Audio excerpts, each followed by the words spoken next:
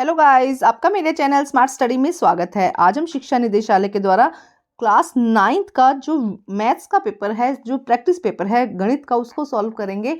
हर question को समझेंगे और आंसर जो है ऑब्जेक्टिव हो या सब्जेक्टिव हो, सभी क्वेश्चंस को करने की कोशिश करेंगे। तो आइए देखते हैं। सबसे पहले हम यहाँ पर देखते हैं क्वेश्चन नंबर 1 को देखते हैं। यहाँ पे कुछ इंस्ट्रक्शंस दिया गया है जिसको आप रीड कर लीजिएगा।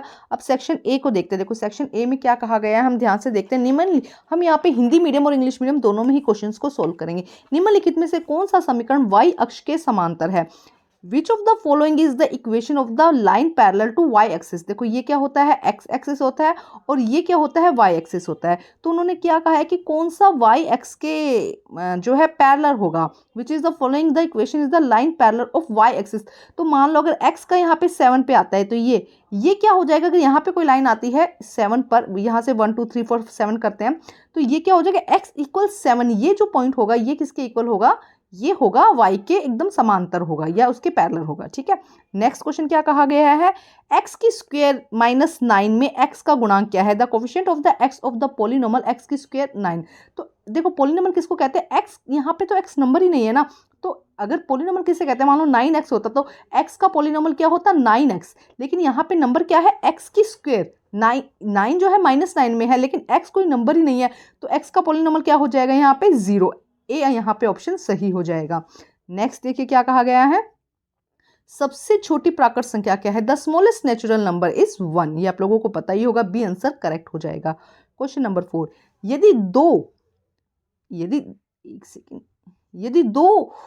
यदि बराबर को बराबर से जोड़ा जाए तो पूर्ण भी बराबर होते हैं। यह कथन यूक्लिड के अनुसार है। If equal are added to equal, whole are equal according to the Euclid this statement is, इसको क्या कहते हैं, एक्सियोम। डी आंसर यहाँ पे क्या हो जाएगा, करेक्ट हो जाएगा। क्वेश्चन नंबर 5 में देखते हैं क्या कहा गया है, दी गई आकृति में कोण x का मान बताइए। In this given figure the value of x is, x की वैल्यू हमें बतानी है। तो देखो x की वैल्यू यहाँ पे निकालनी है। ये देखो ये एंगल हमें पता है 4x प्लस 5x, ये कितना हो जाएगा 180। ये हम लोगों को पता है क्योंकि देखो एक सिंगल लाइन पर आ रहे हैं ना, तो इनको जोड़ेंगे तो 9x इक्वल क्या हो जाएगा 180 के, और x इक्वल क्या हो जाएगा 180 डिवाइडेड बाय 2 इक्वल क्या आ जाएगा, डिवाइडेड बाय 9 क्या हो जाएगा 20। तो हमारा आंसर सी आंसर यहाँ पे हमारा क्या हो जाएगा, करेक्ट हो जाएगा। क्वेश्चन नंबर 6 देखते हैं, वह बिंदु जिसकी कोटि 4 है। देखो क्या कहा गया है 6 में, वह बिंदु जिसकी कोटि 4 है जो y अक्ष पर स्थित है। The point whose ordinate is 4 which is line y axis. तो देखो यहाँ पे क्या कहा गया है, एक पॉइंट लिया गया है जो क्या है, जिसकी कोटि या ऑर्डिनेट क्या है 4 है। देखो क्या कहा गया है यहाँ पर कि ओरिजिनेट मतलब कोटि का मतलब होता है y एक्सिस, कोई जो पॉइंट है वो y4 जो 4, ये देखो ये होता है x और ये होता है y, तो जो ओरिजिनेट होता है वो y एक्सिस को हम ओरिजिनेट कहते हैं। तो y पर है मतलब 4 यहाँ पर है, तो उसका हमें y एक्स पर स्थित दिखाना है। तो क्या दिखाएंगे, x पर क्या होगा वो 0 होगा और y पे क्या होगा 4 होगा। तो क्या होगा, बी आंसर 0 और 4 इसका करेक्ट होगा। ध्यान से समझो क्या कह रहे हैं कि एक ऐसा पॉइंट है, ऐसा बिंदु है जो y के 4 पर है, सिर्फ x पे कहीं नहीं है। तो हम x की वैल्यू यहाँ पे 0 लगाएंगे, x 0 और y पे वो 4 आ जाएगा, 0 4 इसका आंसर हो जाएगा। क्वेश्चन नंबर 7 देखिए, बहुपद x प्लस 4 का शून्यांक क्या होगा? The zero of the polynomial x plus 4। तो x प्लस 4 हम क्या करेंगे, x इक्वल -4 हमारा यहाँ पे आंसर हो जाएगा। तो ए आंसर हमारा यहाँ पे करेक्ट हो जाएगा। क्वेश्चन नंबर 8 में देखते हैं, यदि SA 8 SB 12 और SC 14 है तो त्रिभुज का अर्ध परिमाप ज्ञात कीजिए। The semi parameter of A triangle हमको निकालना है। हमें क्या दी गई है, हमें देखो यहाँ पे साइड सीधा नहीं दी गई है, जो ABC हमें नहीं दिया गया है, यहाँ S-A S-B और S-C दिया गया है। तो हम किस फॉर्मूले से निकालेंगे, यहीं पे आपको मैं बता देती हूँ। देखो किस तरह से निकालेंगे, यहाँ पे हमें फॉर्मूला क्या लगाएंगे, जो हमें पता है S-A plus S-B plus S-C इसके इक्वल होता है 8 प्लस, ये आपको करके दिखाती हूँ, रुको। तो देखो किस तरह सोल्व करेंगे इसको, SA SB SC इक्वल किसके है 8 12 एंड 14 के। तो अब यहाँ पे हम देखें, देखो S यहाँ से तीनों S कॉमन ले लेंगे, 3S हो जाएगा और ये A plus B plus C यहाँ पे आ जाएगा, क्योंकि हमने S जो है वो कॉमन ले लिया, कितने हो गए 3S हो गए। तो A plus B plus C कितना हो जाएगा 34 के। अब देखो A plus B plus C क्या है, एक पूरा A, ये A हुआ, ये B हुआ, ये C हुआ, तो ये क्या हुआ, पूरा एक ट्राइंगल हो गया। तो हम S क्या मानते हैं, एक अर्ध परिमेय, मतलब कि सेमी पैरामीय, अर्ध परिमेय हो जाएगा ना, आधा त्रिभुज हो जाएगा। तो ये हो जाएगा आधा त्रिभुज, तो हमने इसको 2S मान लिया। ABC क्या होगा, पूरा ट्रायंगल हो गया, तो आधा क्या हो गया, आधा और आधा 2 बन गया, तो 2s minus 3s minus 2s equal कितने हो जाएगा 34। तो हमारा s किसके इक्वल आ जाएगा 34। तो हमारा यहाँ पे b किसके इक्वल आ जाएगा, यहाँ पे जो हमारा जो आंसर है वो हो जाएगा b 34 के बराबर। ठीक है, अब क्वेश्चन नंबर 9 देखते हैं। क्वेश्चन नंबर 9 में क्या कहा गया है कि PQ एक ट्रायंगल है PQR इसमें बराबर है। तो ये ट्रायंगल हमने लिया, ये हमने PQ और R इसके अंदर लिखा। अब वो क्या कह रहे हैं, PQ जो है वो PR के इक्वल है, तो PQR 30 है, तो ये एंगल भी क्या होगा, इसके इक्वल हो जाएगा, तो R का एंगल भी क्या हो जाएगा 30 हो जाएगा। दोनों आमने सामने वाले एंगल, क्योंकि साइड्स इक्वल है तो इसका एंगल क्या हो जाएगा, इक्वल हो जाएगा। क्वेश्चन नंबर 10 देखते हैं। क्वेश्चन नंबर 10 में क्या कहा गया है कि यहाँ पे P, Q, R और S और T 5 पॉइंट्स दिए गए हैं, ग्राफ पेपर पर निरूपित किया जाता है। तो चौथे चतुर्थांश, तो देखो चौथा चतुर्थांश कौन सा होता है, हम देखते हैं चौथा चतुर्थांश। तो देखो यहाँ पे हमें क्या कहा गया, पॉइंट द फोर्थ क्वाड्रेंट, मतलब कि देखो ये ग्राफ लिया हमने, ये फर्स्ट, सेकंड, थर्ड और ये फोर्थ है, तो कौन सा पॉइंट है जो इस पॉइंट, इसकी ग्राफ पेपर पर जब हम ये पॉइंट जो है वो निरूपित करेंगे तो कौन सा पॉइंट आएगा। तो देखो यहाँ पे प्लस के +1 +2 होगा, यहाँ पे -1 -2 होगा। तो सबसे पहले क्या कहा गया, ये x एक्सिस है, ये y एक्सिस है, तो -1 और 1, तो ये देखो ये पॉइंट यहाँ पर, कलर चेंज कर देती हूँ, ये पॉइंट यहाँ आ जाएगा, यहाँ पर आ जाएगा, तो ये नहीं होगा। अब देखो 3 और -4, तो ये वाला पॉइंट भी यहाँ आ जाएगा। ठीक है, तो क्यू तो हम करेंगे यहाँ पर, क्यू यहाँ पर करेंगे। ठीक है, उसके बाद 1, ये देखो ये 1 यहाँ पर आएगा और -1 ये, तो मतलब कि R भी क्या हो जाएगा, यहाँ पर आएगा। उसके बाद हम देखते हैं -2 और -3, तो ये आ जाएगा, मतलब कि ये भी नहीं होगा, और -4 यहाँ पे -4 आएगा और 4 ये पॉइंट यहाँ चला जाएगा 2 पर, तो ये भी नहीं होगा। मतलब कि Q और R ये दोनों पॉइंट इस जो क्वाड्रेंट है यहाँ पर आ रहा है फोर्थ क्वाड्रेंट पर, तो हमारा आंसर B आंसर सही हो जाएगा, Q एंड R। Q और R कहाँ पर आ रहे हैं, फोर्थ क्वाड्रेंट पर। नेक्स्ट क्वेश्चन नंबर 11 देखते हैं। देखो क्वेश्चन नंबर 11 में क्या कहा गया है कि आकृति में AB और CD केंद्र वाले एक वृत्त की 2 बराबर जीवाएं हैं। The figure ABCD are 2 equal कोड of a circle with the centre O इसका सेंटर है। ठीक है, OP क्योंकि क्रमशः AB और CD पर लंब है, जो OP है AB पर ये जो है ये क्या है, एक लंब है, या हम कहें कोड एज रिसेप्टिवली क्या है, इसका परपेंडिकुलर है। यदि POQ ये जो है, ये एंगल जो है ये क्या है 140 का है, तो आपको क्या बताना है, APQ और CQ और P बताना है। तो देखो रफ इसका एक आइडियल है, ये अगर 140 है तो ये इसके इक्वल ही होंगे, तो ये क्या बन जाएगा 140, इसका आंसर करेक्ट हो जाएगा। नेक्स्ट देखते हैं क्वेश्चन नंबर 12। क्वेश्चन नंबर 12 में क्या कहा गया, √6 √8 का मान हमें निकालना है, the value of the √6 and 8। तो देखो क्या हो जाएगा, अंडर इसके करेंगे, इस दोनों को मल्टीप्लाई करेंगे तो √48 आ जाएगा। अब 48 को जब हम इस तरह से करेंगे, देखो 48 को जब हम इस तरह से करते हैं, 48 का निकालेंगे तो देखो 2 आएगा, 24 आ जाएगा, फिर इसको करेंगे 12 आ जाएगा, फिर 2 से करेंगे, फिर 6 आएगा, फिर 2 से करेंगे, फिर 3 आ जाएगा और ये 1। तो अब हमें यहाँ पे क्या करना है, पेयरिंग करनी है। देखो यहाँ पे क्या हो रहा है, देखो ये एक पेयर बन रहा है 2 और एक ये पेयर बन रहा है 2 और √3, तो हम आंसर हमारा क्या हो जाएगा 4, इन दोनों को मल्टीप्लाई कर देंगे 4 √3। देखो ध्यान से समझो क्या कहा जा रहा है इसको, कि हम यहाँ पे पेयरिंग कर देंगे, ये क्या हो जाएगा 2 हो जाएगा, ये भी 2 हो जाएगा और 3 यहाँ पे एक सिंगल 3 रह जाएगा, तो उसको अंडर रखेंगे 3 को, तो 4 √3 हमारा यहाँ पर आंसर हो जाएगा। क्वेश्चन नंबर 13 देखते हैं। अब 13 में क्या कहा गया है, निम्नलिखित में से कौन सा बहुपद है, हमें यहाँ पे देखना है कि कौन सा बहुपद है। तो देखो यहाँ पे x की स्क्वायर सिर्फ एक ही है, तो हम यहाँ पे क्या कर देंगे, पॉलिनोमियल कौन सा हो जाएगा 7 √3x + स्क्वायर। ठीक है, 14 में देखते हैं। 14 में क्या कहा गया, समान त्रिज्या r वाले एक शंकु, एक अर्धगोलाकार गोले का आयतन समान है, शंकु की ऊंचाई बताइए। अब cone and a hemisphere same radius r have equal volume, volume क्या है उनका, इक्वल है हाइट ऑफ द कोन हमें निकालनी है। तो देखो क्या करेंगे, हम फॉर्मूला पुट करेंगे। फर्स्ट हम पुट करेंगे, देखो 1/3 पाई r की स्क्वायर h। पहले हमने क्या किया, वॉल्यूम इक्वल कर दिया, तो हमने क्या किया 2/3 पाई r की स्क्वायर कर दिया। ठीक है, अब हमें यहाँ पे क्या करना है, वॉल्यूम, अब देखो जो कट होता है वो कट कर देते हैं, हमने इसको इससे कट कर दिया। ठीक है, r की स्क्वायर से r की स्क्वायर कट गया, पाई से पाई कट गया, तो हमारा h किसके इक्वल आया, हमारा h यहाँ पे आया, ये देखो यहाँ पे सॉरी यहाँ पर r थ्राइस होगा, यहाँ पे r थ्राइस होगा। ठीक है, r की क्यूब होता है ना, तो अब हमारे किसके इक्वल आया 2r के, तो हाइट क्या हो जाएगी जो है वो 2r के बराबर हो जाएगी, जो इसकी लेंथ, जो इसका रेडियस है ना, उससे दुगनी हो जाएगी हाइट। तो हमारा आंसर यहाँ पे क्या आ जाएगा, 2r। ए हमारा यहाँ पे क्या हो जाएगा, आंसर हो जाएगा। अब हम देखते हैं 15 क्वेश्चन। 15 में एक्स अक्ष को समीकरण 2x 3y और 6 किस बिंदु पर काटेगी। The graph of the equation 2x 3y 6 cut x axis at the point. तो कौन से पॉइंट पर काटेगी, तो हम क्या करते हैं, एक्स की वैल्यू लगा लेते हैं। फर्स्ट हम एक्स की वैल्यू 3 लगाते हैं। हम यहाँ से ऑप्शन से ही देखते हैं, ये क्वेश्चन ऑप्शन से ही देखना, देखने में इजी हो जाएगा। आपको क्या करना है, यहाँ पे एक्स की वैल्यू लगा लो, ये वाली फर्स्ट वैल्यू लेते हैं। तो 2x यहाँ पे लिख दिया हमने 3 प्लस 3 के बाद y की वैल्यू क्या है, यहाँ पे 0 है, इक्वल क्या हो जाएगा 6। तो इसको जब हम करेंगे तो कितना हो जाएगा, 6 प्लस 0 इक्वल क्या हो जाएगा, इक्वल क्या है, देखो इनको जब ऐड करोगे तो कितना आ रहा है 6, मतलब कि ए ऑप्शन ही हमारा यहाँ पर करेक्ट है। अब हम देखते हैं 16 क्वेश्चन। नेक्स्ट क्वेश्चन 16 देखो क्या है, बहुपद 3x की क्यूब एक्स स्क्वायर प्लस 5 की घात है। डिग्री बतानी है। तो डिग्री क्या होता है, जो हाईएस्ट पावर यहाँ पर दी गई है उसे हम डिग्री कहते हैं। तो यहाँ पे हाईएस्ट पावर क्या है, एक्स की पावर 3, तो डिग्री क्या हो जाएगा, यहाँ पर 3 हो जाएगा।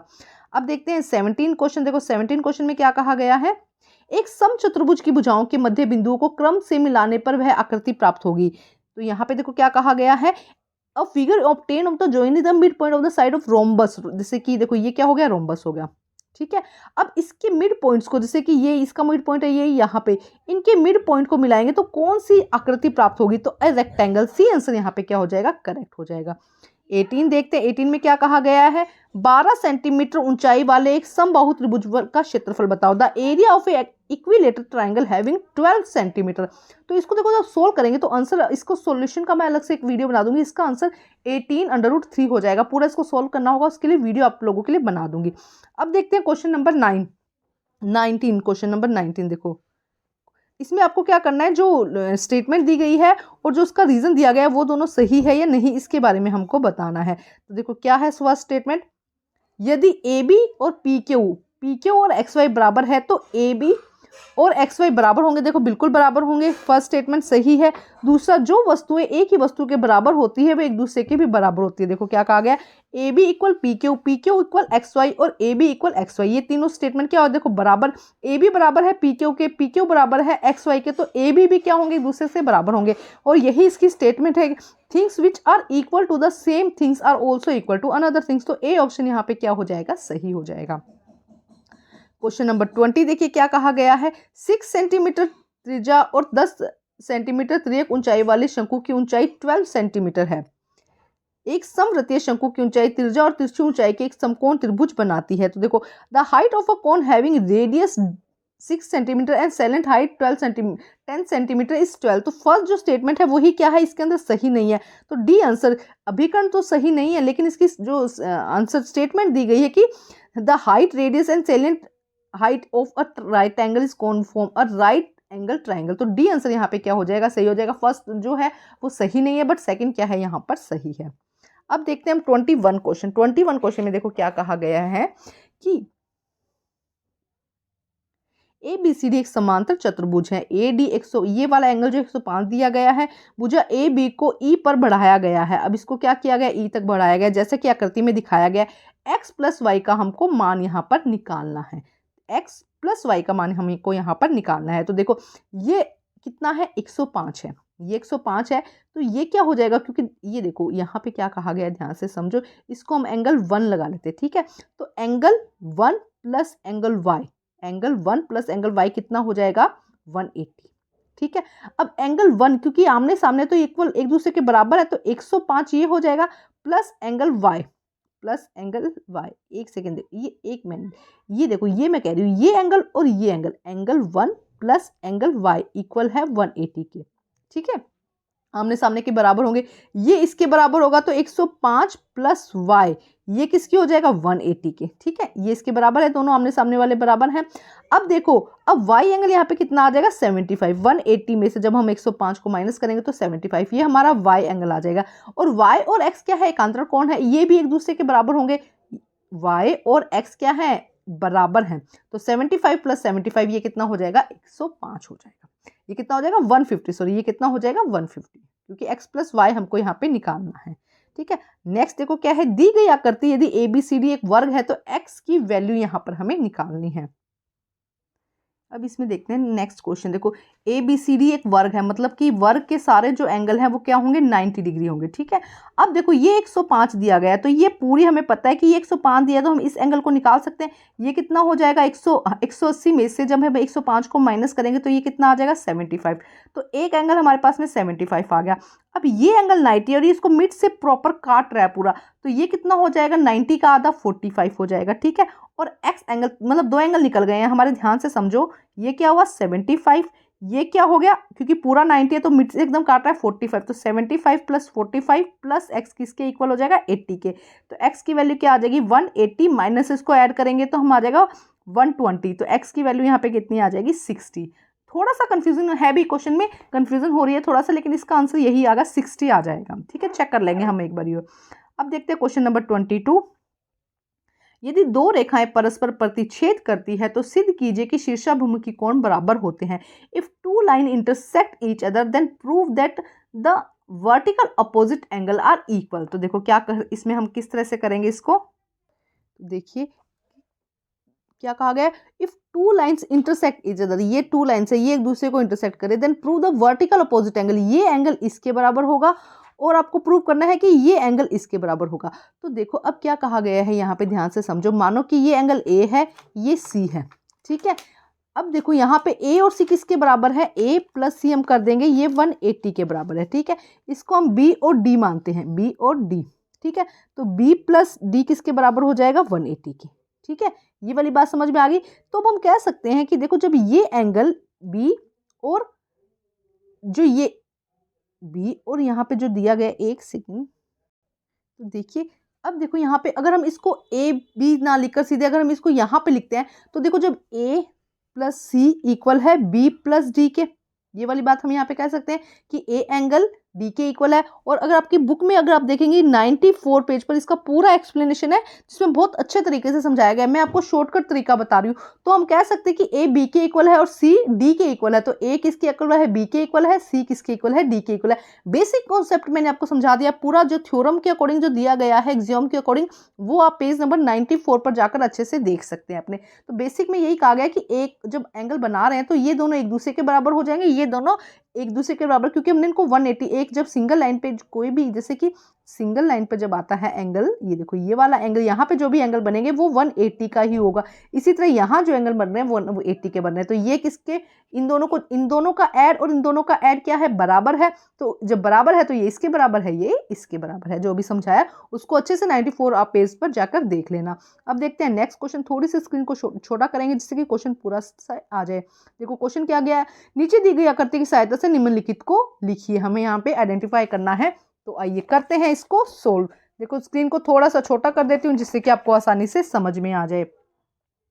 ये देखिए अब यहाँ पे देखते हैं क्वेश्चन क्या कहा गया कि b के निर्देशांक, हमें यहाँ पे क्या बताना है, b का निर्देशांक। तो देखो b का निर्देशांक की अगर हम बात करते हैं तो फर्स्ट देखो यहाँ पे क्या कहा गया है, इसको ये लेते हैं। देखो b का निर्देशांक, यहाँ पे द कोऑर्डिनेट्स ऑफ b का हमको बताना है। तो देखो b का क्या है -5 हो गया, ये देखो x एक्सिस पे, और y पे क्या है 2, तो ये हो जाएगा b का। सेकंड उन्होंने पूछा है c का, तो देखो पहले c कहाँ पे, ये रहा c, तो c का क्या है 5 और -5, ये हो जाएगा सी का। पहले एक्स एक्सिस लेते हैं फिर वाई एक्सिस लेते हैं। थर्ड में उन्होंने क्या कहा गया 3 - 5, -3 देखो ये रहा -5 ये, तो ये कौन सा पॉइंट है ई। नेक्स्ट उन्होंने क्या कहा है -2, ये देखो ये रहा -2 और -4, ये वहां कौन सा पॉइंट है। तो देखो कहाँ पे, हम एक सेकंड ढूंढते हैं। उन्होंने क्या कहा है +2 है, तो 2 और -4, तो ये रहा, ये कौन सा पॉइंट है जी। तो यहाँ पे क्या आ जाएगा, ये आ जाएगा, यहाँ पे क्या आ जाएगा जी। बहुत ही आसान क्वेश्चन है, ऐसे क्वेश्चंस को कभी भी हम मिस नहीं करते हैं, छोड़ना नहीं होता ऐसे क्वेश्चंस को ना। तो ये 4 पॉइंट हमें बताने थे। अब देखते हैं क्वेश्चन नंबर 24। इसके लिए देखो क्या कहा गया, हमने बुक में से ही ले लिया है। इसके अंदर क्या है, इक्वल कोड of a centre subtend equal angle at the centre. तो देखो सबसे पहले यू आर गिवन 2 इक्वल कोड A B and C D. हमें यहाँ पे ए बी, आप हिंदी मीडियम में भी है तो समझ जरूर लीजिएगा, A B and C D ये हमें इक्वल कोड दिया गया है, ठीक है। उसके अलावा सेंटर इसका ओ है। अब हमें क्या प्रूव करना है कि A O B and C O D are equal, ये हमको क्या करना है, प्रूव करना है। तो इसके लिए फर्स्ट ए ओ और ओ सी क्या है, इक्वल है। ए ओ और ओ सी, एक सेकंड यहाँ पे थोड़ा सा, ए ओ और ओ सी ये भी क्या है, कोड है, ये क्या है, इक्वल है, ठीक है। ओ बी और ओडी ये भी क्या है, इक्वल है, क्योंकि रेडाई है, एक सर्कल की रेडियस है ना, पर हम रेडियस को हिंदी में क्या कहते हैं, तो देखो ये त्रिज्या, ये सारी क्या है, त्रिज्या है। देखो ओ ए, ओ बी, ओ सी और ओ डी ये सब क्या है, त्रिज्या है, तो ये क्या है, सब बराबर है, तो उससे हम ये कह सकते हैं कि ए बी क्या हो गई, सी डी के बराबर, क्योंकि ये इसके बराबर है, ये इसके बराबर है, तो क्या हो गई, ए बी किसके बराबर हो गई, सी डी के बराबर हो गई। तो हम कह सकते हैं कि एंगल ए देखो हटाते हैं यहाँ से, एंगल ए ओ बी और एंगल सी, एक second, angle C O D ये दोनों क्या होंगे, बराबर होंगे, क्योंकि एस एस रूल, दो क्या तीनों साइड्स क्या हो रही है, इक्वल हो रही है, तो ये तीनों भी बराबर होंगे। तो इससे हम ये भी कह सकते हैं कि एंगल ए ओ बी और एंगल सी ओ डी क्या होंगे, इक्वल होंगे, corresponding part of the congruent angle. ठीक है, देखो बात समझो कि कोड, उन्होंने यही पूछा कि कोड क्या है, इक्वल है, तो क्या करना है, ये देखो यहाँ से ये इसके बराबर होगा, और ये भी क्योंकि त्रिज्या है तो ये इसके बराबर होगी, ये इसके बराबर होगी, बस यही आपको क्या करना है, प्रूव करना है। नेक्स्ट देखते हैं क्वेश्चन नंबर 25। 350 की स्क्वायर माइनस 350 की स्क्वायर, 51 और 51 का मान आपको ज्ञात करना है, तो आइए करते हैं इसको सॉल्व। तो देखते हैं 25th क्वेश्चन में, देखो 351 की स्क्वायर और 350 की स्क्वायर। अब 351 को हम इस तरह से लिख सकते हैं 350 प्लस 1 की स्क्वायर, और यहाँ पे हम करते हैं 350 की स्क्वायर। तो अब ये 350 प्लस 1 की स्क्वायर क्या बन गया, ए प्लस बी की स्क्वायर बन गया। तो ए प्लस बी की स्क्वायर का फॉर्मूला क्या है, ए की स्क्वायर, यहाँ पे देखो ए प्लस बी की स्क्वायर बन रहा है ए की square plus 2ab plus B की स्क्वायर, ये बन रहा है। तो ए यहाँ पे क्या है 350 और बी यहाँ पे क्या है 1, तो यहाँ पे ए क्या लिख देंगे 350 की स्क्वायर, फिर 1 की स्क्वायर, फिर 2ab। ठीक है, 2 इंटू 350 इंटू 1, तो हमने सीधा यहाँ पे लिख दिया। और सेकंड क्या था 350 की स्क्वायर, तो 350 की स्क्वायर से 350 की स्क्वायर यहाँ पे ये दोनों कट हो गए क्योंकि प्लस और माइनस के हैं। अब हमारे पास में बचा है ये 350, जब हम 2 को 350 से मल्टीप्लाई करके 1 में हमें ऐड करना है तो 701 701 हमारा आंसर हो जाएगा। ये 24 को अगर शॉर्ट वे में आपको लिखना है तो इस तरह से भी आप इसको सॉल्व कर सकते हैं। अब हम देखते हैं क्वेश्चन नंबर जो 26 है। देखो 3x माइनस 4 बहुपद पी एक्स 2x की क्यूब 11x की स्क्वायर एक्स के एक्स माइनस 20 का गुणनखंड है, तो k की वैल्यू निकालनी है। Find the value of the k, यहाँ पे हमें दिया गया है एक पोलिनोमियल दिया गया है, इसमें k की वैल्यू निकालनी है। तो सबसे पहले हमें यहाँ पे x की वैल्यू निकालनी होगी। तो x की वैल्यू के लिए हम क्या करेंगे, हम यहाँ पे देखो 3x माइनस 4, तो हमने x यहाँ रखा और ये 3x माइनस 4 है ना, 3x माइनस 4 को इक्वल हमने 0 मान लिया, तो 3x किसके इक्वल हो गया 4 के, तो x इक्वल क्या होगा 4 डिवाइडेड बाई 3। फर्स्ट तो इसका स्टेप यही है कि हमें x की वैल्यू निकालनी है। अब इस x की वैल्यू को हम यहाँ पे पुट कर देंगे और पुट करने के बाद इसे सॉल्व करेंगे। थोड़ी सी कैलकुलेशन इसकी ज़्यादा है, तो आइए करते हैं सॉल्व। तो देखते हैं, करते हैं सॉल्व। देखो हमने क्या कहा 2x माइनस 11x की स्क्वायर के एक्स इक्वल माइनस 20। तो अब हमने x, जो हमने x की वैल्यू निकाली थी क्या थी 4/3 निकाला था, तो हमने x की जगह यहाँ पे 2 4/3 क्यूब लिख दिया, 11 4/3 क्यूब लिख दी स्क्वायर लिख दिया, k 4/3 माइनस 20 कर दिया। अब हम यहाँ पे क्या करेंगे, इसको सॉल्व करेंगे। जो फर्स्ट स्टेप हमारा यहाँ पे सॉल्व करना है तो हम सॉल्व करते हैं। 16/27 आ गया, यहाँ पे 16/9 आ गया, यहाँ पे 4/3 20 आ गया। अब एक एलसीएम ले लेते हैं हम इसका। जब एलसीएम लेंगे तो ये कितना हो जाएगा, एलसीएम लेंगे, देखो पूरा सोल्व करके यहाँ पे आपको दिखाया गया है। तो 128 माइनस 528 प्लस 360 के 36 के और 540, ये क्या हो जाएगा 540, और इन सब के क्या हो जाएगा इक्वल 27 डिवाइडेड बाई, क्योंकि इसका एलसीएम था। अब देखो यहाँ दोनों ही 27 आएंगे तो हम 27 को हटा देंगे। अब हमने हमारा जो आंसर फाइनली आंसर आया वो माइनस 940 इक्वल 36 के आया। अब हमने इन दोनों को, क्योंकि देखो क्या है एक प्लस का है एक माइनस का, तो हमने क्या किया 36 के इक्वल किसके हो गया 940 के, तो के की वैल्यू यहाँ पे क्या आई 96 डिवाइडेड बाय 36 इक्वल हम लिख देंगे 23 माइनस 9, या आप लिख सकते हैं 26.1 इसका क्या हो गया आंसर आ जाएगा। अगर आप पॉइंट में लिखना है, अगर आपने डिवाइडेड बाय में लिखना है तो ये इसका आंसर हो जाएगा। थोड़ी सी कैलकुलेशन इसकी बड़ी है, उसको आराम से सॉल्व करना है और इसका आंसर आपको निकालना है। क्वेश्चन नंबर 27 देखिए, x का मान ज्ञात कीजिए। Find the value of x 2x minus 1 16x minus 1 and 384। और इसके और में भी क्वेश्चन दिया गया है जिसमें आपको इसकी वैल्यू निकालनी है। 25 2x माइनस 3 और 5 2x प्लस 3। तो देखो किस तरह से सॉल्व करेंगे। First 25 2x minus 3 5 2x plus 3। तो सबसे पहले हम बेस को इक्वल करेंगे। बेस को इक्वल करने के लिए हम 5 की स्क्वायर कर देंगे, 2x प्लस 3 रहने देंगे, यहाँ पे भी 2x प्लस 3 रहने देंगे। अब देखो क्या करना है, क्योंकि दोनों इक्वल है, अब यहाँ पे 2 को हम 2x से मल्टीप्लाई करेंगे, 4x होगा, 2 को 3 से करेंगे 6 आ जाएगा। अब हम जो बेस है उसको छोड़ देंगे। अब यहाँ से हम क्वेश्चन शुरू करेंगे, 4x माइनस 6 2x प्लस 3। अब देखो x वाले एक तरफ ले आएंगे तो यहाँ पे क्या हो जाएगा, 2x, 4 में से 2 गया 2x आएगा, और ये यहाँ पे आके प्लस का हो जाएगा तो 9 आ जाएगा। तो x की वैल्यू यहाँ पे क्या आएगी, 9/2। अब हम देखते हैं क्वेश्चन नंबर 28। देखो क्या कहा गया है, पहले क्वेश्चन समझते हैं।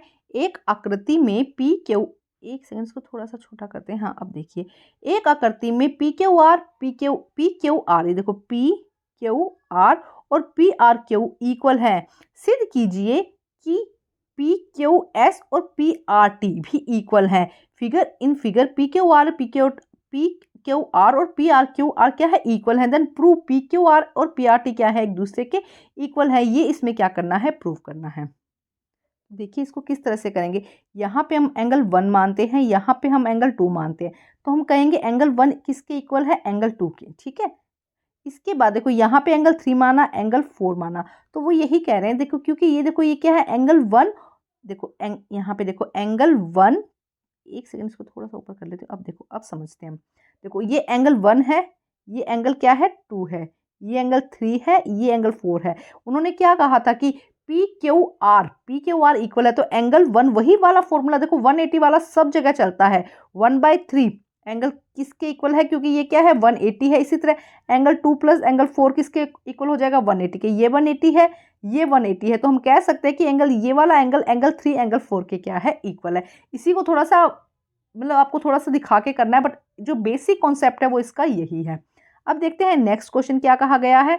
एक आकृति में ए बी पैरेलल है सी डी के, सी डी पैरेलल है ई एफ के, और यहाँ पे क्या कहा, ए बी सी डी तीनों पैरेलल है। पी क्यू आर एस क्या है यहाँ पर, इसके क्या है, पी क्यू और आर एस क्या है यहाँ पर, एक दूसरे के पैरेलल। एक सेकेंड देखो, एक सेकेंड, पी क्यू और आर एस यहाँ पे क्या है। इसके बाद देखो क्या कहा गया है, आर, क्वेश्चन समझते पहले, R Q N D, R Q N D, ये देखो ये एंगल उन्होंने क्या कहा है, अच्छा ये एंगल 25 है, जबकि उन्होंने क्या कहा है, सी क्यू और डी ये कितना है, ये है 60। तो हमें एंगल पता करना है, क्यू, पहले एंगल देखो कौन सा है, क्यू आर और एस, ये वाला एंगल हमको क्या करना है, पता करना है। और इसके अलावा आर क्यू और पी, एक ये वाला एंगल पता करना है और एक ये वाला एंगल पता करना है। स्टूडेंट्स अभी मेरे फ़ोन की जो बैटरी है वो 3% रह गई है। इसका वीडियो, इसके आगे के क्वेश्चंस का वीडियो मैं कुछ ही देर में अपलोड कर दूंगी, आप वहां से देखकर आंसर चेक कर सकते हैं। सारे क्वेश्चंस आपको मेरे चैनल पर मिल जाएंगे, आप अच्छे से सभी सब्जेक्ट के सैम्पल पेपर वहां पर सॉल्व कर सकते हैं। Thank you guys. Hello guys, आपका मेरे चैनल स्मार्ट स्टडी में स्वागत है। आज हम मैथ्स का जो सेकंड पार्ट है, जिसके अंदर हमने कुछ क्वेश्चंस कर लिए थे, पहले कुछ क्वेश्चन छोड़ दिए थे। तो क्लास 9th का मैथ्स का जो सैम्पल पेपर है, एनुअल एग्जामिनेशन प्रैक्टिस पेपर, बहुत ही इंपॉर्टेंट क्वेश्चन है, उनको सोल्व करेंगे। काफ़ी क्वेश्चन हम पहले कर चुके थे, उसके आगे के क्वेश्चन आज हम स्टार्ट करते हैं।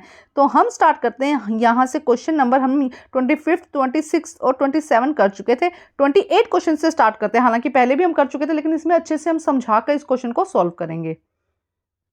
28 क्वेश्चन में देखो क्या कहा गया है, आकृति में, ये आकृति दी गई पी क्यू आर या पी आर क्यू इक्वल है। क्या कहा गया है कि पी क्यू आर और पी आर क्यू ये इक्वल है, तो सिद्ध कीजिए कि पी क्यू एस, क्या कहा सिद्ध करना है, पी क्यू, कलर चेंज करते हैं, पी क्यू एस और पी आर टी इक्वल है। तो यहाँ पे क्या कहा गया है, तो क्वेश्चन देखो, in figure P Q are equal P R Q, prove that P Q S equal P R T. हमें ये एंगल क्या करना है, प्रूव करना है कि ये इक्वल है या नहीं। तो आइए करते हैं सॉल्व। 28 क्वेश्चन का सॉल्यूशन देखिए क्या कहा गया है यहाँ पे, given P Q are equal किसके है, पी आर क्यू के, और प्रूफ क्या करना है, पी क्यू एस इक्वल है पी आर टी के, ये हमको यहाँ पर प्रूव करना है। तो देखो इसको हमने एंगल 1 लिया और इसको एंगल हमने 2 लिया, इसको एंगल 3 मान लेते हैं, इसको एंगल 4 मान लेते हैं। तो देखो क्या कहा गया है, पी क्यू आर इक्वल 1 के, पी आर क्यू, ये अभी जो मैंने बताया वही बात है, पी क्यू आर 2K होगा। इसी तरह से हम ये कहते हैं ये एंगल हो जाएगा 3PQS हो जाएगा 3PRT हो जाएगा 4K। तो अगर हम यहाँ पे जो मैंने कल भी समझाया था इसको ये वाला एंगल लेते हैं, ये कितना होगा 183 का, तो 1 + 3 किसके इक्वल हो जाएगा 2 + 4K कितना हो जाएगा 180।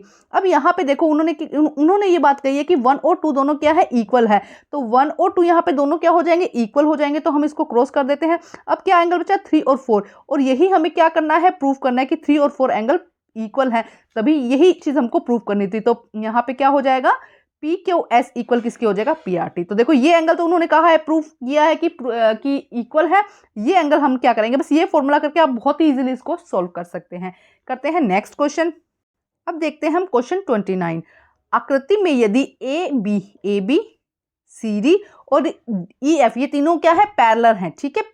अब यहाँ पे क्या कहा है, इसके अलावा PQ और RS, PQ और RS भी एक दूसरे के क्या है पैरेलल है।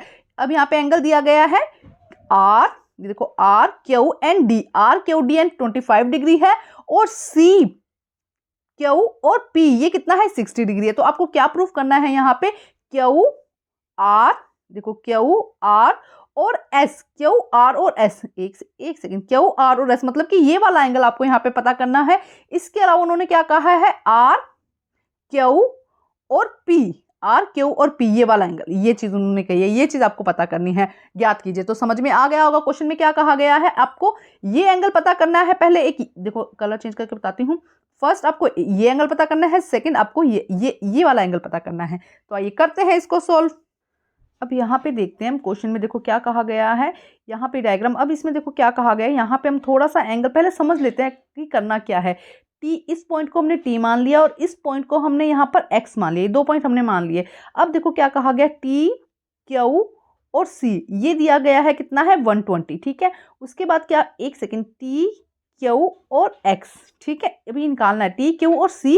इसके अलावा जो सेकेंड पॉइंट यहाँ पर है, देखो सेकेंड पॉइंट में क्या कहा गया है C, Q और X, ये पूरा अगर एंगल देखेंगे तो कितना होगा 180 होगा, जिसके अंदर से हमें ये वाला एंगल दिया गया है 60। तो हमें जब TQC हमें क्या निकालना है, TQC निकालना है, तो हम क्या करेंगे 180 - 60 कितना हो जाएगा 120 हो जाएगा। उसके बाद देखो QTA, अब हम देखते हैं Q, ये रहा Q, एक सेकेंड इसको उठाते हैं, QTA 120 होगा, क्योंकि ये क्या है कोरेस्पॉन्डिंग एंगल है, क्योंकि AB और CD क्या है एक दूसरे के पैरेलल हैं, ठीक है। इसके बाद में नेक्स्ट देखो क्या कहा गया है, QTA और SRT। देखो यहाँ पे देखते हैं देखो ये रहा QTA और S, यहाँ पे एक सेकेंड SRT, ये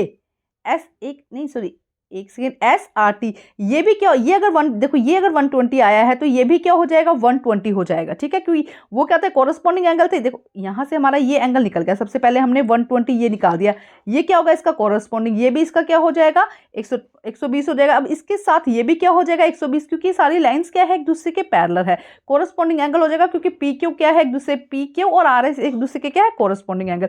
उसके बाद हमें SRQ निकालना है। देखो हम यहाँ पे पहले देखते हैं, ये रहा SRQ, अब हमें ये निकालना है SR और Q, ये निकालना है। तो देखो SRQ क्या कहता है, SRQ किसके बराबर है SRT, देखो SRT और किसके इक्वल है यहाँ पर TRQ। देखो किसके, एक बार फिर दिखाते हैं, देखो SRT और TRQ, ये हमें पता है 120 है।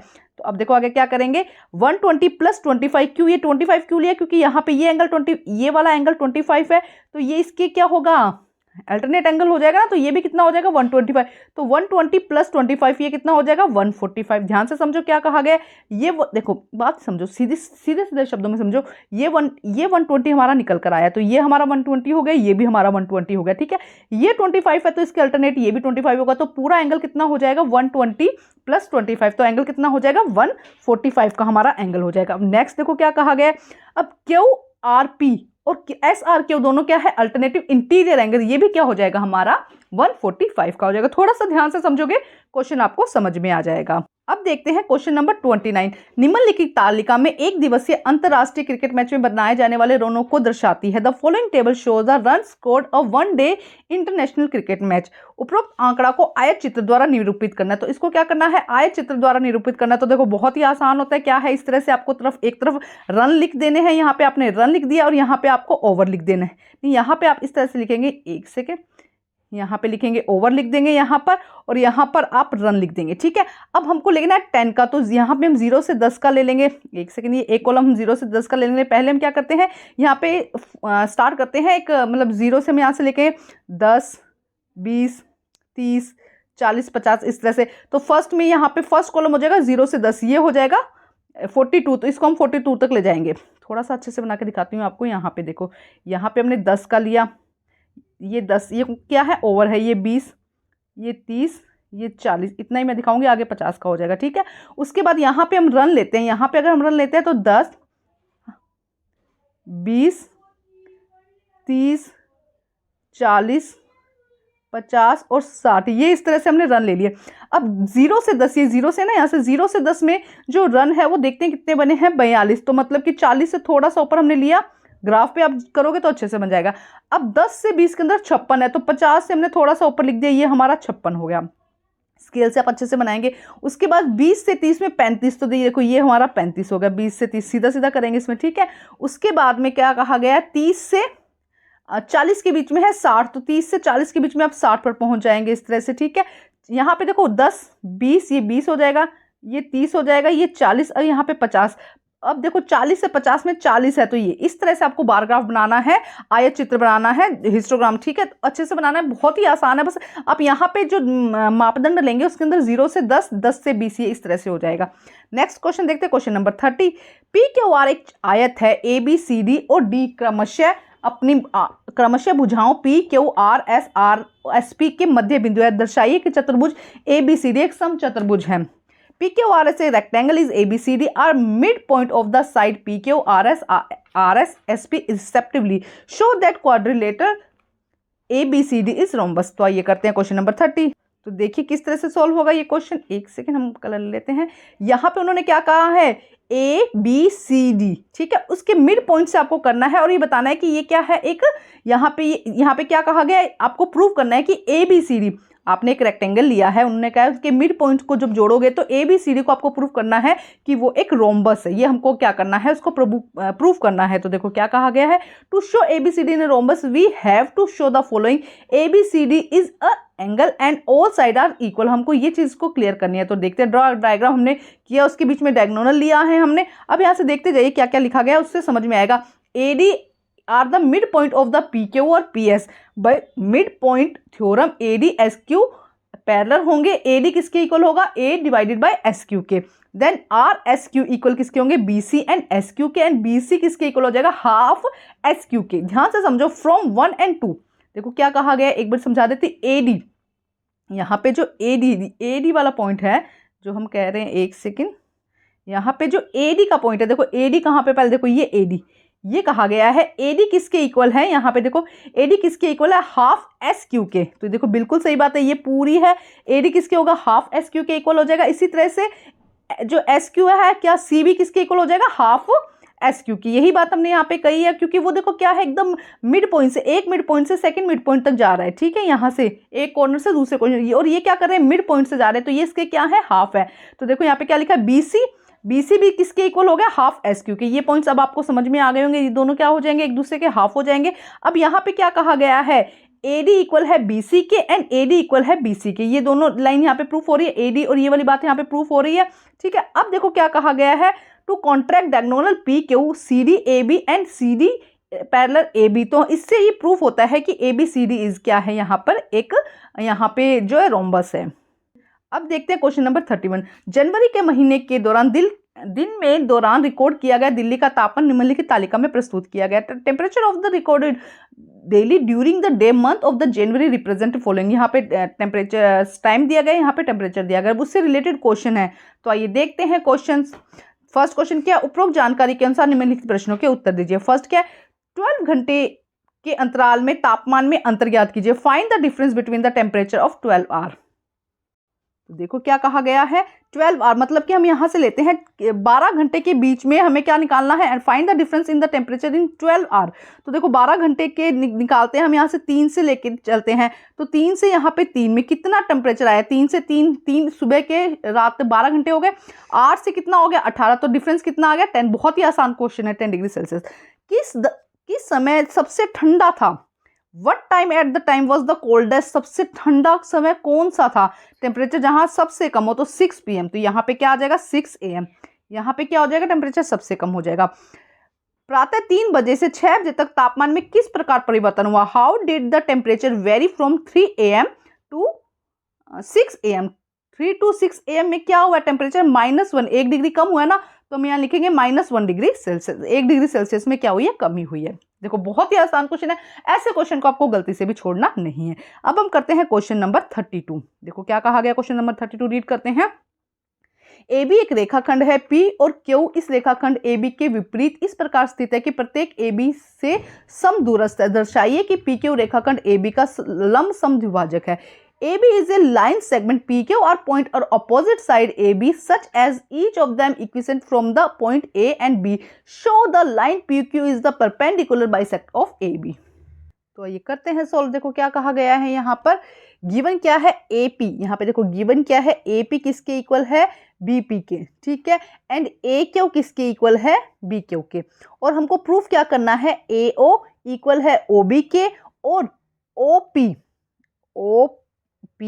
AB पर क्या है, लंब है। ये चीजें हमको प्रूव करनी है। तो इसके लिए पहले हम देखो क्या लेते हैं, यहां से ध्यान से समझते हैं इसको। फर्स्ट हम करते हैं, देखो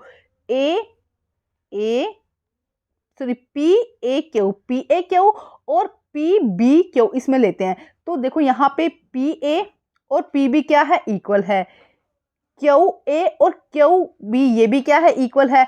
तो अब यहाँ पे PQ और PQ ये भी तीन चीजें इक्वल हो गई, इसका मतलब ये क्या है, एक दूसरे के सर्वांग है। तो अब देखो अब यहाँ पे क्या आता है, A, यहाँ से सब हटाती हूँ, देखो क्या आता है सब, यहाँ से AP, एक सेकेंड, AP और BP और O ये क्या हो जाएंगे, इक्वल हो जाएंगे, ठीक है। अब देखो नेक्स्ट उन्होंने क्या कहा है कि इन द AP और BPO में देखते हैं PO, दोनों में ही क्या है, ये कॉमन है ना, PO ये क्या है, कॉमन हो जाएंगे। AP और BP ये भी क्या है, कॉमन हो जाएंगे। APO और ABPO ये दोनों क्या हो जाएंगे, अभी हमने प्रूव किया है इक्वल है। तो अब देखो क्या होगा, ये भी एंगल क्या हो जाएंगे, सर्वांगसम हो जाएंगे, दूसरे के क्या हो जाएंगे, इक्वल हो जाएंगे, ठीक है। अब यहाँ पे देखो क्या कहा गया है, OA और OB को बताना है हमको। तो OA हमने जब देखा OAP और BOP एंड एंगल AOP, देखो कौन सा है एंगल थोड़ा सा इसको नीचे करते हैं, एंगल कौन सा है, देखो यहाँ पे ध्यान से समझो, एंगल AOP और एंगल BOP ये दोनों जो एंगल हो जाएंगे कितने होंगे, 180, क्योंकि लीनियर पेयर है। तो अगर ये दोनों 180 के हैं तो ये एंगल कितना हो जाएगा, 90 हो जाएगा। अगर ये पूरा एंगल क्या है, 180 का है, तो इसका हाफ कितना हो जाएगा, 90 का। तो 90 का है तो इसका मतलब कि ये परपेंडिकुलर है। ध्यान से समझो, कुछ नहीं है, मैथ्स में सिर्फ 180 प्रूव कर दो, आपकी दो एंगल को जोड़ के अगर कहीं ना कहीं से 180 बन रहा है, इसका मतलब आपका कॉन्सेप्ट जो है वो सही चल रहा है। तो किया क्या हमने, देखो ध्यान से शॉर्ट में समझाती हूँ, हमें ये दिया गया था इक्वल है, ये हमको प्रूव करना था। तो देखो ये इक्वल है, ये कॉमन है, ठीक है, और PQ इसके अंदर क्या है, कॉमन है, ये हमारा एंगल क्या हो गया, इक्वल होगा। तो ये जो पूरी लाइन है ये दोनों एक दूसरे के क्या हो गए, इक्वल हो गई। थर्ड में हमने क्या किया, सेकंड जो टॉपिक था, ये सेकंड क्वेश्चन था, हमने क्या कहा, ये हमने प्रूव कर दिया ये इक्वल है, ये क्या इसका मिड पॉइंट है, इसकी टोटल जो लेंथ, टोटल ये एंगल कितना हो गया, 180। तो 180 का हाफ है तो ये कितना हो जाएगा, 90, और ये परपेंडिकुलर प्रूव होता है। अब देखते हैं नेक्स्ट क्वेश्चन। अब देखते हैं क्वेश्चन नंबर 33। AB का मान ज्ञात कीजिए, find the value of AB। यहाँ पे इक्वेशन दी गई है, इसका हमें AB की वैल्यू फाइंड करनी है। तो करते हैं सॉल्व। तो देखो किस तरह से सॉल्व होगी, आप देखिए 7 + 3 √3 2/3, इसको देखो क्या करना है, इसका फॉर्मूला क्या, A + B √3, ठीक है। रैशनलाइजेशन करना है, तो देखो रैशनलाइजेशन में क्या करते हैं, हम पहले ये वाला लेंगे, एक ये लेंगे। अब जो नीचे होता है 2 + 3 जो नीचे है, उसको ऊपर नीचे हम क्या करेंगे, मल्टीप्लाई करेंगे, मार्क उल्टा करके। ध्यान से समझो क्या किया, 2 + 3 √3 हमारा ये नीचे दिया गया है ना। अब इसको क्या करेंगे, हम यहाँ पे लिखेंगे, लेकिन यहाँ पे हम यहाँ पे माइनस कर देंगे, ये मार्क चेंज कर देंगे और ऊपर नीचे इसको लिखेंगे, ठीक है। सेम इसके आगे भी हमने यही किया, इसमें भी यही था, यहाँ किया। अब इसको जब हम सोल्व करते हैं तो देखो ध्यान से, सोल्व करने के लिए थोड़ा सा ध्यान रखना है। ये देखो यहाँ पे हमने इसको सोल्व किया। अब सोल्व करके देखो क्या आया, 7 को जब 2 से मल्टीप्लाई किया 14 आया, इसके बाद में जब हमने 3 को क्या किया, यहाँ पे देखो नेक्स्ट, ये थोड़ा सा ध्यान से आप स्टेप बाय स्टेप यहाँ पर देखते रहो स्टेप, यहाँ से एक बार अच्छे से सोल्व करते हैं। देखो यहाँ पे क्या किया गया है, यहाँ पे अब इसको हमने क्या किया, ऊपर नीचे मल्टीप्लाई किया, तो क्या आया देखो 7 को जब हमने 2 से किया कितना आया 14 आया। उसके बाद में हमने 7 को √3 से मल्टीप्लाई किया तो 7 √3 आया। अब 3 को हमने 2 से किया तो 2 6 हो गया और √3 हो गया। और जब 3 को हमने क्या किया, हमने 3 √3 को हमने किससे मल्टीप्लाई किया, √3 से, तो ये क्या हो जाएगा 3 हो जाएगा तो 9 आ जाएगा। ठीक है, ये 4/3 आ गया क्योंकि हमने इन दोनों को आपस में मल्टीप्लाई किया। ठीक है, उसके बाद सेम इसको इसी तरह से सोल्व कर लिया। जब इसको आगे सोल्व किया तो हमारे पास क्या आया 14 + 7 √3 - 6 √3 9 4 - 3। अब यहाँ पे अगर हम देखते हैं 14 में से 6 जाते हैं तो 5 बचता है, 7 √3 में से जब 6 √3 जाएगा तो सिर्फ √3 बच जाएगा और नीचे 1 बच जाएगा। अब इसको जब हमने सोल्व किया आगे तो देखो क्या आ जाएगा हमारा यहाँ पे 5 √3 - 5 √3, तो आंसर क्या आ जाएगा 2 √3। a = 0 हो जाएगा, b - 2 हो जाएगा। यहाँ पे एक बार फिर समझा देती हूँ। यहाँ पे देखो क्या a + b 3 हो गया तो a क्या हो जाएगा 0 हो जाएगा और b की वैल्यू यहाँ पे क्या आएगी -2। यहाँ पे a और b की वैल्यू प्रूव करनी थी ना हमको, तो b क्या हो जाएगा यहाँ पे √2 2 √-3, तो a b की वैल्यू हमारे यहाँ पर प्रूव हो जाएगी। थोड़ा सा ध्यान से एक बार स्टेप बाय स्टेप आप चेक कर लीजिएगा। ठीक है, नेक्स्ट क्वेश्चन नंबर 34 देखिए क्या कहा गया। एक लकड़ी के अर्धगोलाकार कटोरी की मोटाई 1.4 सेंटीमीटर है, इसकी भीतरी त्रिज्या 3.5 सेंटीमीटर है। नमूने को इसी पूरी तरह से पेंट करना चाहते हैं, पेंट किए जाने वाला कुल क्षेत्रफल ज्ञात कीजिए। कटोरी में कितने लीटर आ सकता है। The thickness of wood hemispheres bowl is 1.4 centimetre and inner radius is 3.5 centimetre. Name the Naman want to paint the complete. Find the total area of the painted. How much liquid can be filled whole in liter? Okay, आइए करते हैं solve. देखो किस तरह से करना है। Thickness लेनी है, फर्स्ट थिकनेस कितना है 1.4 सेंटीमीटर, इनर रेडियस कितना है 3.5 रेडियस और आउटर रेडियस कितना हो जाएगा 3.5 + 1.4 + 1.4। ये देखो इस तरह से है ना, तो ये क्या हो जाएगा दोनों तरफ का काउंट हो जाएगा तो 6.3 इसका क्या हो जाएगा फुल रेडियस आ जाएगा। ठीक है, अब देखो TSA निकालना है हमको, तो यहाँ पे फॉर्मूला पुट करके इस तरह से आप इसको सोल्व कर सकते हैं। इसका पूरा सॉल्यूशन मैं आपको नेक्स्ट वीडियो में दूंगी जिसमें अच्छे से इसको एक्सप्लेन किया होगा, बट हाँ थोड़ा आपको हिंट बता दिया कि किस तरह से ये सोल्व होगा। क्वेश्चन नंबर 35 देखिए, गुणनखंड कीजिए, फैक्टराइजेशन कीजिए। 2a + b - 2a - b - c की होल क्यूब 2 + c - a की होल क्यूब 2 + c a की होल क्यूब। इसी तरह से if ABCD is 0 then find the value, इनकी हमको फाइंड की वैल्यू निकालनी। तो ये दोनों ही क्वेश्चन हम साथ में करते हैं, आइए देखते हैं इनका आंसर। तो देखते हैं क्वेश्चन, देखो क्या है 2a - b - c की whole cube 2b - c - a की whole cube 2ca - b - a की होल क्यूब। तो यहाँ पे देखो क्या है x3 + y3 + z क्यूब, इसका क्या होता है 3xy। तो अब हम क्या करना है, हमें 3xy करना है। तो देखो हम इसको सॉल्व करते हैं। 2a + b - b - c, अब 2ab + c + a + 2cap और इक्वल क्या होता है 0 के होता है। तो अब हम क्या करेंगे, देखो यहाँ पे इस तरह से आप यहाँ पे ये भी लिख सकते हैं यहाँ पे कि 3 इक्वल इस तरह से। ठीक है, अब जो कट हो रहा है कट कर देते हैं। देखो 2a को हमने 2a यहाँ पे किससे कट हुआ है ध्यान से देखते हैं। देखो ये यहाँ पे देखो ये भी a ये माइनस का है, एक सेकंड। तो देखो यहाँ पे क्या हुआ है, तो गाइस देखो अब हम यहाँ पे क्या करेंगे स्टूडेंट्स, यहाँ पे ये फॉर्मूला एक बार देखते हैं। x की क्यूब y की क्यूब z की क्यूब इसके इक्वल होता है 3xyz। ठीक है, तो इसको हम a माने, इसको x मानेंगे, इसको y मानेंगे, इसको z मानेंगे। तो फर्स्ट हम ये फॉर्मूला पुट कर देते हैं। ये जब पूरा वैल्यू हम पुट करेंगे तो देखेंगे कि a b c तीनों एक दूसरे से कट जाएंगे और इसकी वैल्यू z 0 आ जाएगी। अब हम ये वाला लेते हैं, ध्यान से समझना है। अब हम ये लेते हैं 3xyz, तो हमने 3 लिख दिया, ये हमारा x है, ये हमारा y है, ये हमारा z है। तो फाइनल आंसर हमारा सिर्फ यही हो जाएगा, क्योंकि यहाँ पे जो x की क्यूब y की क्यूब और z की क्यूब हमने लिखी थी, ये का सारा हमारा क्या हो गया था कट हो गया था। ठीक है, अब हम करते हैं नेक्स्ट क्वेश्चन। देखो इसमें क्या करना है b + c whole square divided by bc, ये पूरा क्वेश्चन है। अब देखो इसमें क्या कहा गया है, फर्स्ट ये समझो एक सेकंड, देखो यहाँ पे क्या कहा गया है। देखो AC + a + c किसके इक्वल है -b के, a + b किसके है -c के, और b + c किसके इक्वल है -a के। ठीक है, यहाँ पे c है। अब देखो अब हमने क्या कर देंगे, हम यहाँ पे वैल्यू पुट कर देंगे। अब हमने क्या कहा BC किसके इक्वल है, BC इक्वल है यहाँ पर a के -a के। ठीक है, इसी तरह CA देखो CA ये देखो ए सी या सी ए की बात है, ये माइनस बी के इक्वल है, और इसी तरह ए भी किसके इक्वल है, माइनस सी के। नीचे हमने इसी तरह लिख दिया। अब यहाँ पे अगर हम देखते हैं तो ये देखो क्या हो जाएगा, यहाँ पे ए की स्क्वायर, बी की स्क्वायर, सी की स्क्वायर आ जाएगा, ठीक है। और ये क्या हो जाएगा, बी सी, सी ए और ए बी। अब यहाँ पे ये माइनस क्यों हट गया, क्योंकि ए की स्क्वायर, माइनस ए को -1 से ए से मल्टीप्लाई करेंगे तो ए की स्क्वायर हो जाएगा, ये कट जाएंगे, तो इसी तरह से यहाँ पे भी ये कट गए हैं।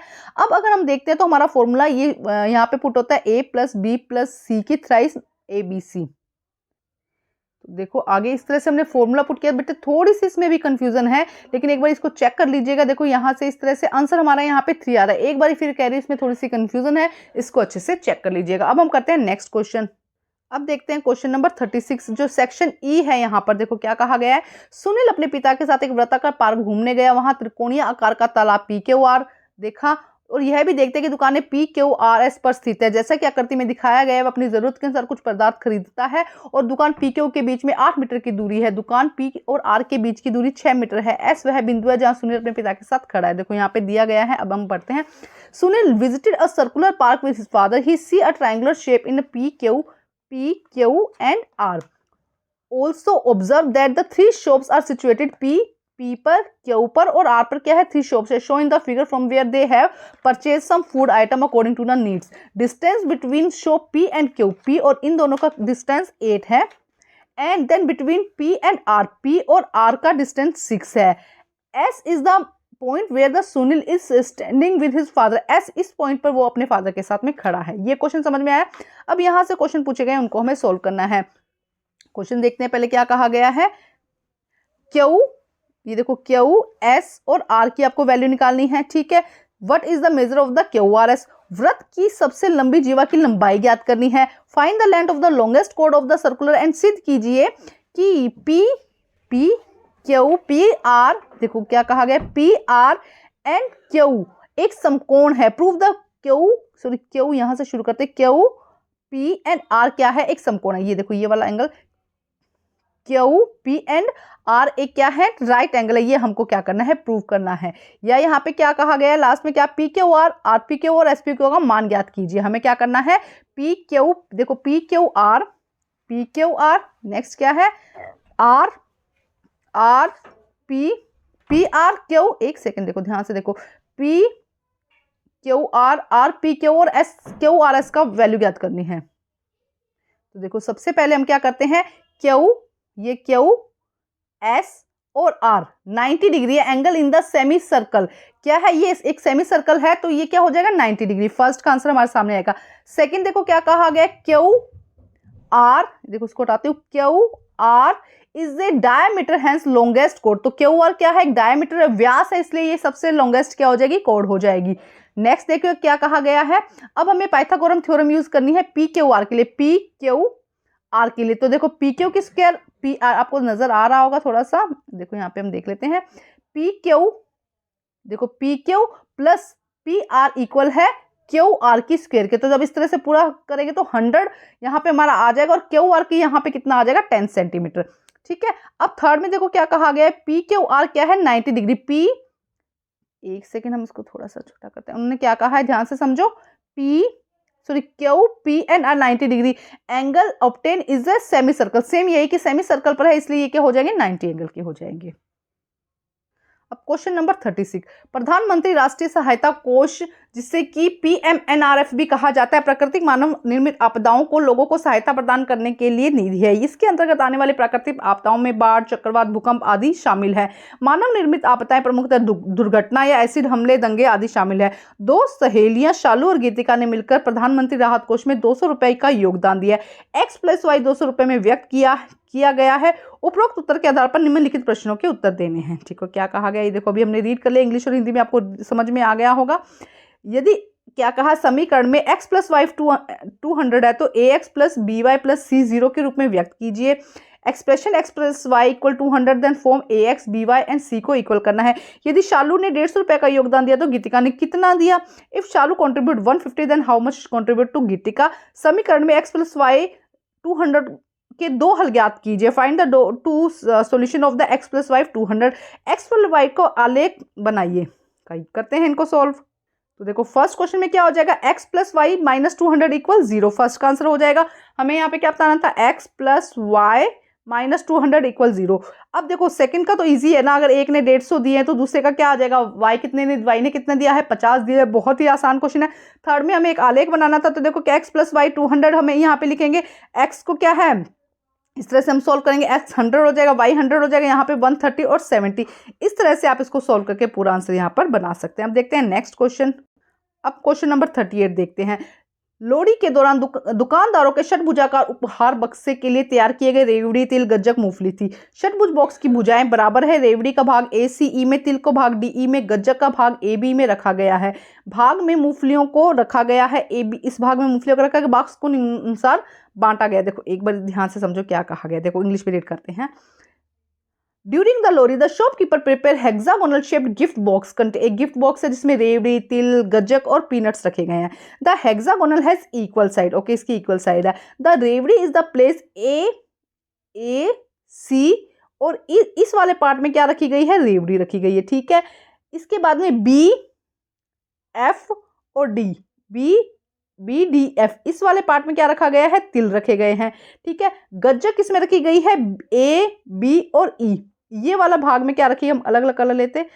इस भाग में क्या रखी गई है, गज्जक रखी गई है, एक सेकेंड, इस वाले भाग में क्या रखी गई है, गज्जक रखी गई है। और बी ई और जो एफ वाला पार्ट है, चारों पार्ट्स देखो अलग अलग हैं।